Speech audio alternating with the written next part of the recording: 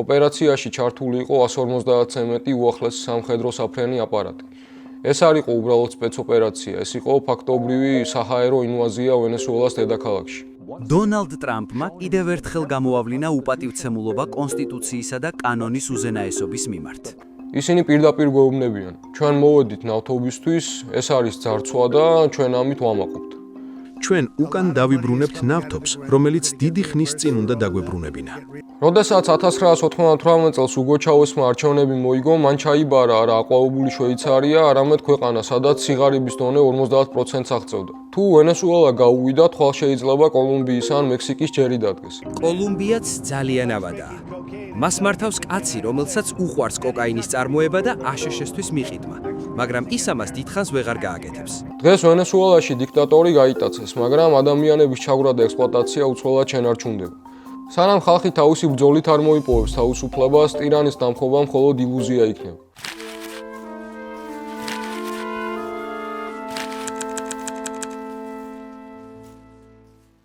სამი იანვარს დილით მსოფლიომ ჰოლივუდური ბლოკბასტერის სცენარით გაიღვიძა.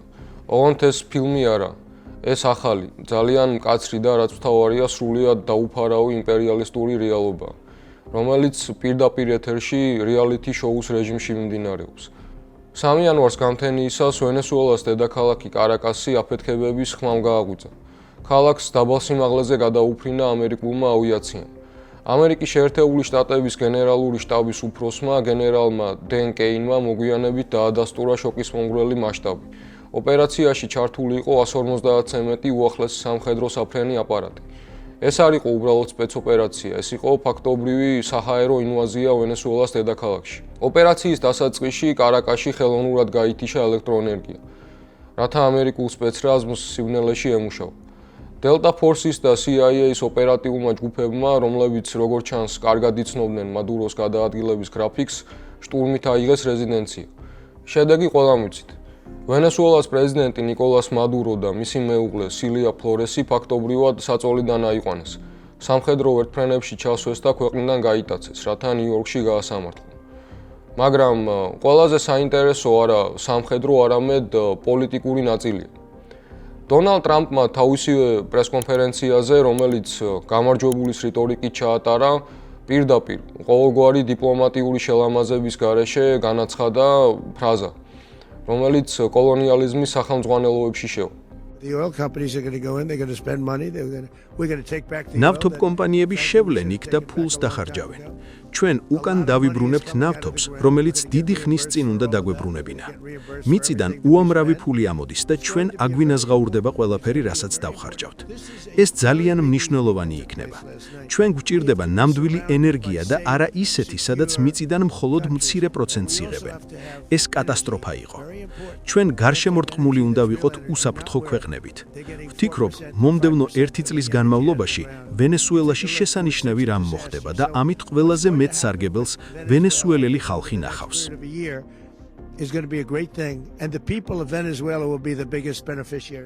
ოფიციალური მიზეზი ნარკოტრაფიკინგი და ტერორიზმია.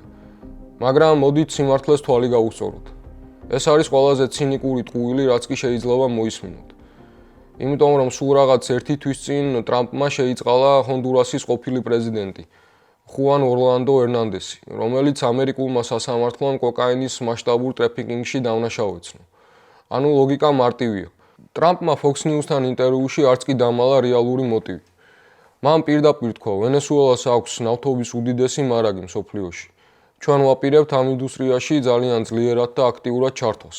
ეს არ არის ჯორჯ ბუშის დროინდელი ერაყის ომი, სადაც მასობრივი განადგურების იარაღზე მითებს იგონებდნენ. ტრამპის ადმინისტრაცია არც კი ცდილობს თავი მოგვაჩვენოს, რომ დემოკრატია აინტერესებს. ისინი პირდაპირ გვეუბნებიან, ჩვენ მოვედით ნავთობისთვის, ეს არის ძარცვა და ჩვენ ამით ვამაყობთ. ეს სცენარი ახალი არ არის. ზუსტად 36 წლის წინ ამერიკამ პანამაში განახორციელა იდენტური ოპერაცია. შეიჭრა ქვეყანაში და გაიტაცა მანუელ ნორიეგა. მაშინაც მიზეზი ნარკოტიკები იყო, რეალობა კი პანამის არხზე კონტროლის აღდგენა. დღეს მსოფლიო შეშფოთებულია, თუმცა რეალური ბერკეტები არავის აქვს. ბრაზილიის პრეზიდენტმა ლულა და სილვამ ამას სუვერენიტეტის მიუღებელი დარღვევა და საერთაშორისო საზოგადოებისთვის სახიფათო პრეცედენტი უწოდა. მექსიკამ დაგმო აქტი, როგორც გაეროს წესდების მეორე მუხლის დარღვევა. თვით ამერიკელი კონგრესმენი გრეგ კასარი აცხადებს, რომ ეს არის უგუნური და არალეგალური აქტი, რადგან ტრამპს კონგრესის ნებართვის გარეშე ომის დაწყების უფლება არ ჰქონდა. ტრადიციულად კრიტიკული იყო სენატორი ბერნი სენდერსი. დონალდ ტრამპმა კიდევ ერთხელ გამოავლინა უპატივცემულობა კონსტიტუციისა და კანონის უზენაესობის მიმართ. მოდით მკაფიოდ ვთქვათ. აშშ-ს პრეზიდენტს არ აქვს უფლება ერთპიროვნულად ჩააბას ქვეყანა ომში, თუნდაც ისეთი კორუმპირებული და სასტიკი დიქტატორის წინააღმდეგ, როგორიც მადუროა. შეერთებულ შტატებს არ აქვს უფლება, როგორც ეს ტრამპმა დილით განაცხადა, მართოს ვენესუელა. კონგრესმა დაუყოვნებლივ უნდა მიიღოს რეზოლუცია საომარი უფლებამოსილების შესახებ, როთა შეწყდეს ეს უკანონო სამხედრო ოპერაცია და კონგრესმა აღადგინოს თავისი კონსტიტუციური პასუხისმგებლობები. ტრამპის თავდასხმა ვენესუელაზე არ გახდის შეერთებულ შტატებსა და მსოფლიოს უფრო უსაფრთხოს. პირიქით, საერთაშორისო სამართლის ეს თავხედური დარღვევა მწვანე შუქს უნთებს ნებისმიერ ქვეყანას დედამიწაზე, რომელსაც შესაძლოა სურდეს სხვა ერზე თავდასხმა მათი რესურსების მისატაცებლად ან მთავრობის შესაცვლელად. ტრამპმა მთელ მსოფლიოს, მათ შორის ჩინეთსა და რუსეთს გაუგზავნა სიგნალი. საერთაშორისო სამართალი აღარ არსებობს. არსებობს მხოლოდ ძალის სამართალი და ამერიკა თავის უკანა ეზოში იმას გააკეთებს, რაც მოესურვება. მაგრამ ყველაზე საინტერესო დეტალი, რომელიც მეინსტრიმ მედიას ხშირად ეპარება, არის ტრამპის ერთი ფრაზა პრესკონფერენციიდან. მან ახსენა, რომ მისი სახელმწიფო მდივანი მარკო რუბიო ესაუბრა ვენესუელას ვიცე-პრეზიდენტს დელსი როდრიგესს. ტრამპის თქმით, დელსიმ მას უთხრა, რომ ის გააკეთებს იმას, რაც ამერიკელებს სჭირდებათ. მესმის, რომ მან ახლახან დადო ფიცი, მაგრამ როგორც იცით, ის მადურომ შეარჩია, ასე რომ მარკო რუბიო ამაზე მუშაობს პირდაპირ. ახლახან გქონდა მასთან საუბარი და ის ვიცე-პრეზიდენტი არსებითად თანახმაა გააკეთოს ის, რაც ჩვენი აზრით საჭიროა, რომ ვენესუელა კვლავ დიადი გახდეს. ძალიან მარტივია. დააკვირდით სურათს. 150-მა ამერიკულმა საფრენმა აპარატმა ისე იფრინა კარაკასის თავზე, რომ სერიოზული ანტისაზენიტო წინააღმდეგობა არ შეხვედრიათ. არადა ვენესუელას აქვს რუსული S-300 სისტემები და ათასობით გადასატანი საზენიტო კომპლექსი. ეს აჩენს საფუძვლიან ეჭვს, რომ ჩვენ უყურებთ არამხოლოდ გარე ინტერვენციას, არამედ სასახლის გადატრიალებასაც და შიდა ღალატს. თუმცა სანამ ამას გავარჩევთ, მოდით დავსვათ ფუნდამენტური კითხვა. რატომ ჩათვალა ამერიკის შეერთებულმა შტატებმა, რომ მას აქვს მორალური უფლება ასე მოექცეს ვენესუელას? პასუხი იმალება იმ მითებში, რომელსაც წლებია გვიყვებიან ვენესუელის წარსულზე. სანამ უშუალოდ მადუროს კრახის მიზეზებს და ანატომიას გავარჩევთ, აუცილებელია ერთი ძალიან მნიშვნელოვანი მითის დანგრევა, რომელიც დღეს ინტერნეტ სივრცეში ვირუსულად ვრცელდება და რომელსაც ალბათ თქვენ წააწყდით. სოციალურ ქსელებში ხშირად შევხვდებით ფოტოებს სათაურით ვენესუელა ჩავესამდე. ფოტოებზე ჩანს 70-იანი წლების კარაკასი, მბზინავით ცათამბჯენები, ფართო ავტობანები, მოდურად ჩაცმული ხალხი და ლეგენდარული კონკორდი, რომელიც კარაკასის აეროპორტში ეშვება. ლიბერალური მედია და პროპაგანდა გვეუბნება, აი როგორი აყვავებული, ცივილიზებული და ბედნიერი ქვეყანა იყო ვენესუელა, სანამ სოციალისტები მოვიდოდნენ და ყველაფერს გააფუჭებდნენ. დონალდ ტრამპიც თავის გამოსვლაში ამას გვეუბნება. სოციალიზმმა გააღატაკა ქვეყანა, რომელიც ერთ დროს უმდიდრესი იყო. ვენესუელა სამხრეთ ამერიკაში ყველაზე მდიდარი ქვეყანა იყო. მაგრამ წლობით არსებულმა სოციალისტურმა რეჟიმმა ეს ერთ დროს აყვავებული ქვეყანა ნანგრევებამდე მიიყვანა.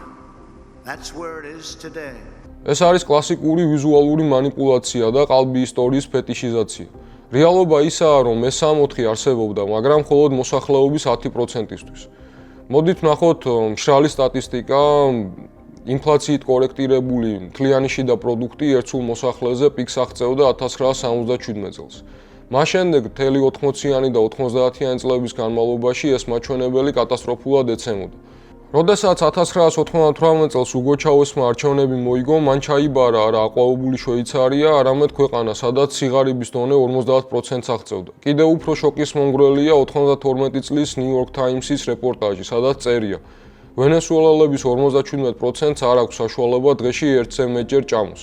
იმ ქვეყანაში, სადაც კონკორდები დაფრინავენ, მოსახლეობის ნახევარზე მეტი შიმშილობდა. კიდევ ერთი საინტერესო ინდიკატორია ჩულთა სიკვდილიანობა, რაც ზუსტად აჩვენებს, როგორ ნაწილდებოდა სიმდიდრე. 1980 წელს, როცა ვენესუელა ჯერ კიდევ ნავთობის ბუმში იყო, ჩულთა სიკვდილიანობით ის მსოფლიოში 58 ადგილზე იყო. შედარებისთვის ეკონომიკური ბლოკადის ქვეშ ყოფ კუბას ორჯერ უკეთესი მაჩვენებელი ჰქონდა. ანუ ვენესუელას ჰქონდა ფული, მაგრამ ეს ფული კლავდა საკუთარ შვილებს, რადგან ის მიდიოდა არა საავადმყოფოებში, არამედ მაიამის ბანკებში. ეს იყო არა სამხრეთ ამერიკის მონაკო, არამედ სოციალური აპარტეიდი. მაგრამ პრობლემა მხოლოდ ეკონომიკაში არ იყო. ეს ეხება ამერიკული იმპერიალიზმის ფარისევლობასაც. დღეს ამერიკა საუბრობს დემოკრატიაზე, მაგრამ გავიხსენოთ 99 წელი. მაშინ ვენესუელას მართავდა კარლოს ანდრეს პერესი, რომელსაც ჯორჯ ბუშ უფროსი დიდ დემოკრატს უწოდებდა. 99 წელს სავალუტო ფონდის ბრძანებით პერესმა შოკური თერაპია გამოაცხადა, გაძვირდა ტრანსპორტი და პური. მშიერი ხალხი ქუჩაში გამოვიდა და რა ქნა ამერიკის საყვარელმა დემოკრატმა. მან არმია გამოიყვანა და საკუთარ ხალხს ღარიბ უბნებს ცეცხლი გაუხსნა. ამ მოვლენას კარაკასო ეწოდება. ოფიციალური მონაცემებით დაიღუპა ასობით, არაოფიციალურით 3000-ზე მეტი ადამიანი. და იცით რა გააკეთა ამ დროს ვაშინგტონმა? ცხადია ძალადობა არ დაუგმია. სანამ კარაკასის ქუჩებში გვამები ეყარა, ჯორჯ ბუშმა პერესს დაურეკა და მხარდაჭერა გამოუცხადა, რადგან მთავარი იყო არა ადამიანის სიცოცხლე, არამედ ნავთობის სტაბილური მოწოდება, განსაკუთრებით ერაყის კრიზისის ფონზე. აი ამ სისხლიდან, ამ შიმშილიდან და 57%-იანი სიღატაკიდან დაიბადა უგო ჩავესი. ის ჰაერიდან არ მოსულა და არც რუსულ პროპაგანდას გამოუგონია. ჩავესი იყო პასუხი იმ კატასტროფაზე, რაც ვენესუელაში ნეოლიბერალურმა კაპიტალიზმმა დაატრიალა. ამიტომ, როდესაც დღეს ტრამპი ან რომელიმე ლიბერალი გიყვება ცხაპრებს აყვავებულ ვენესუელაზე, რომელსაც სოციალიზმმა ბოლო მოუღო, გახსოვდეთ მშრალი ფაქტები. ეს აყვავება ეხებოდა მხოლოდ ელიტას, ხოლო მათი დემოკრატია სავალუტო ფონდის ინტერესების გატარება იყო. იმისათვის, რათა გავიგოთ, რატომ ჩამოიშალა ვენესუელა ასე მარტივად ტრამპის სპეცოპერაციის შედეგად, უნდა დავამსხვრიოთ ორი მითი. პირველი უკვე ვახსენეთ. ლიბერალური მითი, რომელიც თითქოს ვენესუელურმა სოციალიზმმა დაღუპა. მეორე სტალინისტური პოპულისტური მითია, თითქოს ჩავესი და მადურო ნამდვილ სოციალისტურ სახელმწიფოს აშენებდნენ. სინამდვილეში ჩვენ საქმე გქონდა კლასიკურ ბონაპარტივსთან და სახელმწიფო კაპიტალიზმთან, რომელმაც ამოწურა თავისი ისტორიული რესურსი.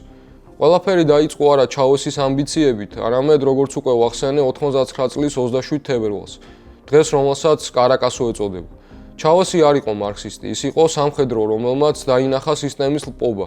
მისი ხელისუფლებაში მოსვლა 98 წელს იყო მასების მცდელობა, თავად ეჭედათ ისტორია, თუმცა აქ მივადექით მთავარ წინააღმდეგობას. ბევრი მიმოხილველი თანხმდება, რომ რევოლუციის გადამწყვეტი მომენტი 2002 წლის აპრილი იყო, როდესაც ოლიგარქიამ და ამერიკამ ჩავესს პირველად მოუწყვეს პუჩი. ის გადაარჩინა არა არმიამ, არამედ ღარიბმა ხალხმა, რომელიც სასახლეს მიაწყდა. სწორედ აქ დაუშვა ჩავესმა ფატალური შეცდომა. მას ჰქონდა აბსოლუტური ლეგიტიმაცია და ხალხის მხარდაჭერა, რათა მოეხდინა ბურჟუაზიული სახელმწიფოს დემონტაჟი, მოეხდინა ბანკების და მსხვილი ინდუსტრიის ექსპროპრიაცია, დაეშალა ძველი არმია და ჩაანაცვლებინა ის სახალხო მილიციით, დაემყარებინა მუშათა დემოკრატიული კონტროლი. ამის ნაცვლად მან არჩია შერიგების გზა. მას სცადა მესამე გზის პოვნა კაპიტალიზმსა და სოციალიზმს შორის, თუმცა შუაგზაზე გაჩერებული რევოლუცია საკუთარ საფლავს თხრის. თქვენ ვერ მართავთ კაპიტალისტურ ეკონომიკას სოციალისტური მიზნებისთვის. ის ან უნდა დაანგრიოთ, ან დაგიმორჩილებთ. კიდევ უფრო ღრმად რომ ჩავიდეთ, უნდა გავიხსენოთ 2007 წელი. მაშინ, როცა მსოფლიო მემარცხენეები ჩავესს ტაშუკრავდნენ, უკვე აშკარა იყო მოსალოდნელი კრახი. ჩავესის ეგრეთ წოდებული 21 საუკუნის სოციალიზმი იყო არა კაპიტალიზმის ალტერნატივა, არამედ პოპულისტური მექანიზმი მუშათა კლასის გასაკონტროლებლად. ჩავესი ხშირად ამბობდა, რომ მარქსიზმი და მუშათა კლასის ჰეგემონია მოძველებული დოგმებია. სინამდვილეში მან შექმნა სისტემა, რომელსაც ნიუ-იორკერმა თავის დროზე ძალიან ზუსტად უწოდა ყველაზე ბიზნესმეგობრული სოციალიზმი, რაც კი ოდესმე შექმნილა. დააკვირდით პარადოქსს. სანამ ჩავესი ტრიბუნიდან იმპერიალიზმს ებრძოდა, ამერიკული კორპორაციები და ბანკები კარაკასში რეკორდულ მოგებას ნახულობდნენ. ვაჭრობა ამერიკის შეერთებულ შტატებთან იზრდებოდა. ჩავესი არ ეხებოდა კერძო საკუთრებას ფუნდამენტურად. ის უბრალოდ ითხოვდა, რომ სახელმწიფოს, ანუ ბიუროკრატიას ამოგებიდან მეტი წილი მიიღო. უფრო მეტიც, ჩავესის მიერ შექმნილი ერთიანი სოციალისტური პარტია იყო არა პოლიტიკური ავანგარდი, არამედ მახე პროფკავშირებისთვის. ჩავესმა პირდაპირ განაცხადა, პროფკავშირებს არ უნდა ჰქონდეთ ავტონომია. მან აიძულა დამოუკიდებელი მუშათა ორგანიზაციები შესულიყვნენ სახელმწიფო პარტიაში და დაქვემდებარებოდნენ ბიუროკრატიულ კონტროლს. ეს არის კლასიკური ბონაპარტიზმი. ლიდერი დგება კლასებს შორის, იყენებს რევოლუციურ რიტორიკას ღარიბების მოსახიბლად, მაგრამ რეალურად იცავს კაპიტალისტურ წესრიგს და ახშობს მუშათა კლასის დამოუკიდებელ პოლიტიკურ ნებას. სწორედ ამიტომ, როდესაც კრიზისი დადგა, ვენესუელელ მუშებს არ აღმოაჩნდათ საკუთარი დამოუკიდებელი ორგანიზაციები, რითაც ისინი დაიცავდნენ თავს როგორც ოლიგარქიის, ისე იმპერიალიზმის წინააღმდეგ. ჩავესმა ისინი პოლიტიკურად განაიარაღა. რა მივიღეთ სოციალიზმის ნაცვლად, მივიღეთ რენტია სახელმწიფო კაპიტალიზმი. ჩავესმა გამოიყენა ნავთობის მაღალი ფასები, რათა დაეფინანსებინა სოციალური პროგრამები, რაც კარგია, მაგრამ მან ხელი არ ახლო კაპიტალისტურ წარმოებით ურთიერთობებს.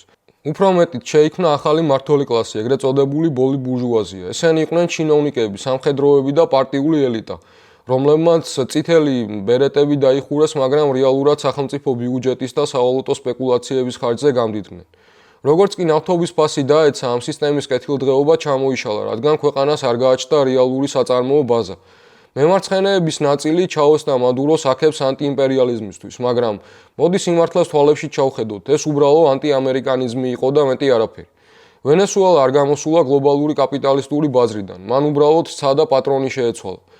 ამერიკის ნაცვლად ჩინეთთან და რუსეთთან დაახლოება. როდესაც შენი ანტიიმპერიალიზმი დაიყვანება იმაზე, რომ ნავთობი დოლარის ნაცვლად იუანში გაყიდო, ეს მუშათა კლასისთვის თავისუფლებას არ ნიშნავს. ეს უბრალოდ იმპერიალისტურ ბანაკებს შორის ლავირება. თუ ჩავესი იყო ბონაპარტისტი, რომელსაც ჰქონდა ქარიზმა და ნავთობდოლარები კლასობრივი ბალანსის შესანარჩუნებლად, მადურომ ეს ყველაფერი დაკარგა. მადუროს მთავრობამ განახორციელა ნეოლიბერალური შემოbrunება. ბოლო წლებში ვენესუელაში მინიმალური ხელფასი თვეში რამდენიმე დოლარამდე დაეცა. მაშინ როცა კერძო სექტორს და სპეციალურ ეკონომიკურ ზონებს მიეცა სრული თავისუფლება.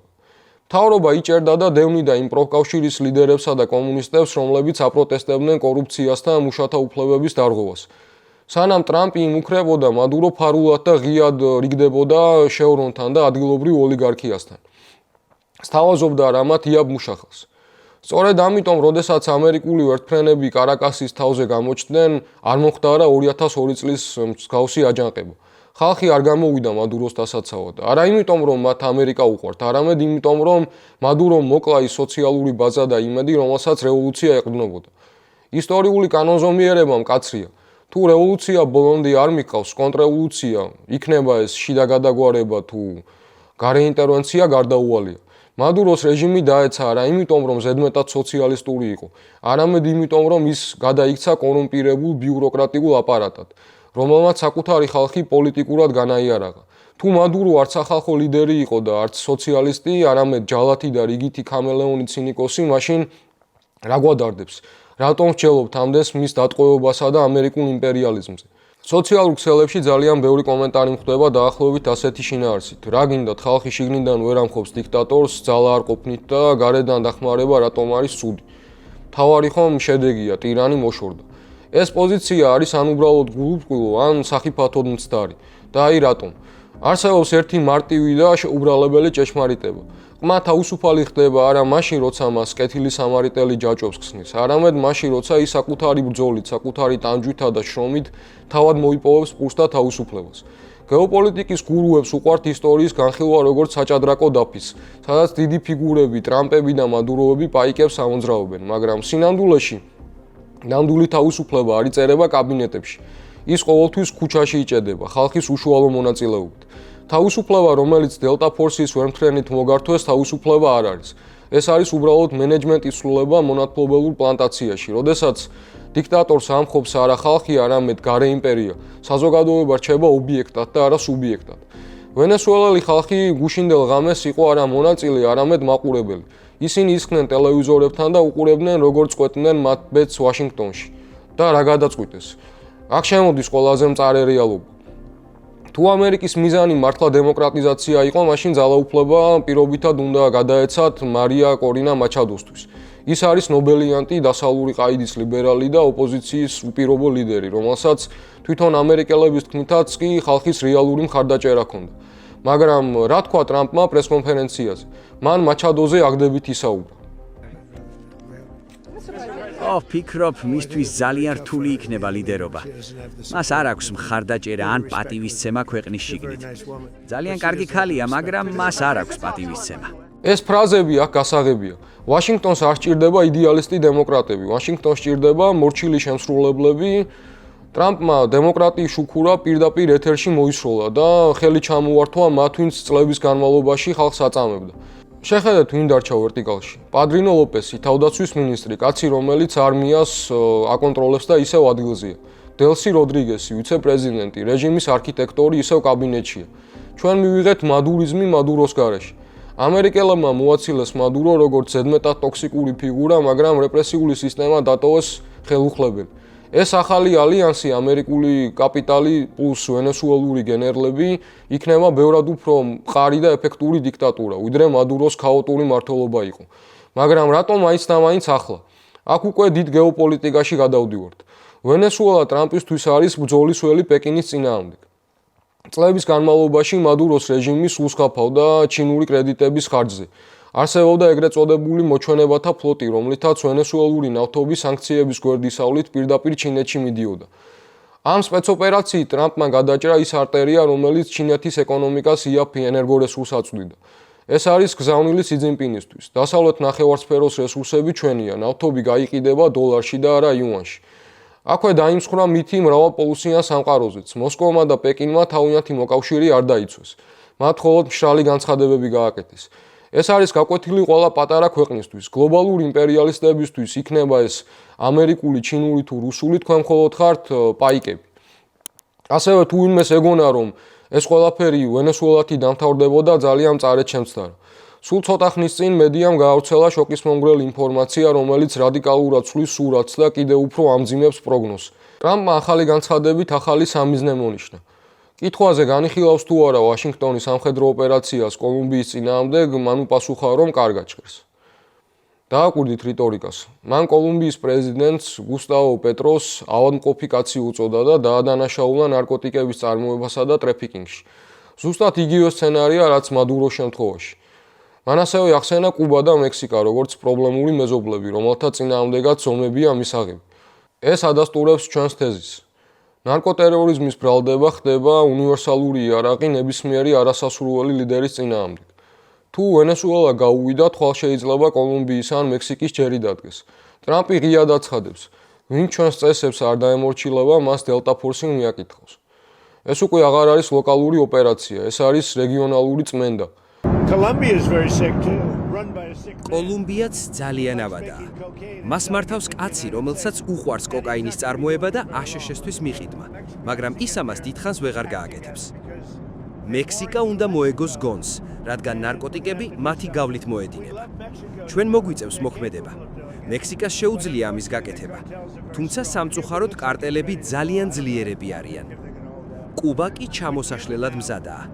მათ შემოსავალი აღარა აქვთ, რადგან ვენესუელურ ნავთობს ვეღარ იღებენ. კუბა პირდაპირი გაგებით მზადაა კოლაფსისთვის, რაც ბევრ კუბელ ამერიკელს ძალიან გაახარებს. დაუბრუნდეთ ისე ვენესუელას, რომლის ნავთობ ინდუსტრია განადგურებულია. მის აღდგენას ამერიკული კომპანიები დაიწყებენ, მაგრამ არა ქველმოქმედებისთვის.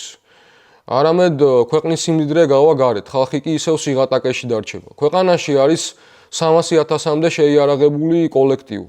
ისინი არსად გაქრებიან, ანუ შესაძლოა მივიღოთ შეიარაღებული ქაოსის და კრიმინალის თარეში. ამიტომ შეიძლება ტირანი წავიდა, მაგრამ სისტემა, რომელშიც გადაწყვეტილებებს იღებს ელიტა და არა ხალხი, კიდევ უფრო გამყარდება. ეპიზოდის დასასრულს მინდა მთლიანად წავიკითხო ვენესუელელი კოლეგის წერილი. ადამიანის, რომელიც წლებია აკადემიურ სივრცეში იბრძვის, რათა მსოფლიოს გააგებინოს სიმართლე მადუროს რეჟიმზე და ვენესუელაზე. ღრმად სამწუხაროა, რომ მადუროს დაცემა მიუხედავად იმისა, რომ მას მიუძღვის მთავარი პასუხისმგებლობა ჩვენი ქვეყნის სირცხვილზე, ადამიანის უფლებების უხეშ დარღვევასა და კაცობრიობის წინაშე ჩადენილ დანაშაულებზე, მაინც და მაინც ასე უნდა მოხდარიყო. ეს არ არის ის სამართლიანობა, რომელსაც ჩვენ ვითხოვდით და ველოდით. მესმის, რომ სამართლებრივი და პოლიტიკური ენები სხვადასხვა გზით და სხვადასხვა რიტმით მოძრაობენ და პოლიტიკური დისკურსი ხშირად იმარჯვებს, თუმცა მაინც მწარე გემომრჩება. რაოდენ გულდასაწყვეტია, რომ ეს მოხდა გარე ძალის, ამერიკის შეერთებული შტატების სამხედრო აგრესიის შედეგად. ერის, რომელსაც გლობალურად კიცხავენ. დამამცირებელია, რომ ამის გადატანა გვიწევს, მაგრამ კიდევ უფრო მაბრაზებს ის თუ როგორ დაგცინოდნენ და გვაკნინებდნენ წლების განმავლობაში პოლიტიკური მემარცხენეები და აკადემიური წრეები. მხოლოდ იმიტომ, რომ ბედავდით და საკუთარი სიცოცხლის და თავისუფლების რისკის ფასად ვამხელდით იმას, რაც აწლეულებია ხდება. მახსოვს, როგორ დამცინოდნენ მაგისტრატურის ყოფილი თანაკურსელები 2015 წელს მადუროს წინააღმდეგ საუბრის გამო და ამის გულისთვის პინოჩეტის მოყვარულს მეძახდნენ. 2019 წელს როხელიომ და მე გამოვაქვეყნეთ სტატია მადუროს რეჟიმის რეპრესიებზე და სწორედ ამ საზოგადოების წევრმა შეგვიტია Twitter-ზე და ამტკიცებდა, რომ ჟურნალმა დაკარგა ყოველგვარი სანდოობა ჩვენი დაბეჭდვის გამო. აკადემიამ თვალი დახუჭა ჩვენს ბრძოლასა და ვედრებაზე ცივი ომის დროინდელი მოძველებული ბინარული აზროვნების გამო და დაგტოვა იზოლირებულები და უცველები ამერიკის შეერთებული შტატების, რუსეთისა და ჩინეთის მანიპულაციების წინაშე. იქნებ ეს მომენტი რეფლექსიის დროდ უნდა იქცეს. რა საშინელებაა, რომ ყველაფერი ასე განვითარდა და საფასურში სამოქალაქო მსხვერპლით შედის. კიდევ ერთხელ ჩვენ ძვირს ვიხდიდით ამ ღრმად დამახინჯებული ტრანზაციის მისაღწევად. რეჟიმი, რომელსაც ჩვენ ვიცნობთ, ფეხს ედგას. რა ტრანსფორმაციაც არ უნდა მოხდეს უახლოეს დღეებში.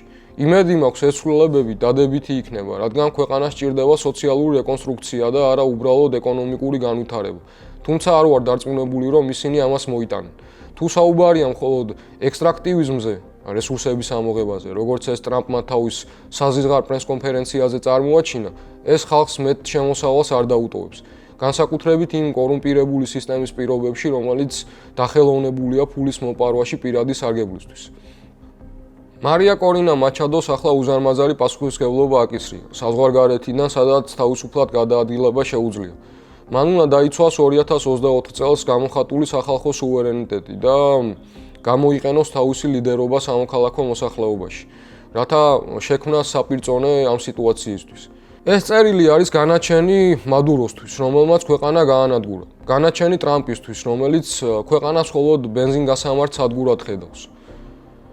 და განაჩენი იმ ინტელექტუალური ელიტისთვის, რომელიც წლების განმავლობაში ვენესუელელებს უკრძალავდა ხმის ამოღებას ანტიიმპერიალიზმის სახელით. ამიტომ უნდა მოიხსნათ იდეოლოგიური სათვალეები. ჭეშმარიტება საზომია საკუთარი თავისაც და სიცრუისაც. ჭეშმარიტება არ არის ფარდობითი. ის არ უნდა ექვემდებარებოდეს პრიმატს, რაც მე მაწყობს კარგია, რაც ჩემს მტერს აწყობს ცუდია. შესაძლებელია და აუცილებელიც, რომ ვაკრიტიკებდეთ მადუროს, როგორც ტირანს და ვაკრიტიკებდეთ იმპერიას, რომელმაც ის მოიტაცა არა სამართლიანობისთვის, არამედ ნავთობისთვის. ეს ორი სიმართლე ერთმანეთს არ გამორიცხავს. დღეს ვენესუელაში დიქტატორი გაიტაცეს, მაგრამ ადამიანების ჩავრა და ექსპლუატაცია უცვლელად შენარჩუნდება. სანამ ხალხი თავისი ბრძოლით არ მოიპოვებს თავისუფლებას, ტირანის დამხობა მხოლოდ ილუზია იქნება. კომენტარებში დაწერეთ, რას ფიქრობთ, ეთანხმებით თუ არა ჩვენს ხედვას. დანარჩენს კი უკვე მსოფლიო ამბების ყოველკვირეული მიმოხილვის ფორმატში მოგახსენებთ. დროებით.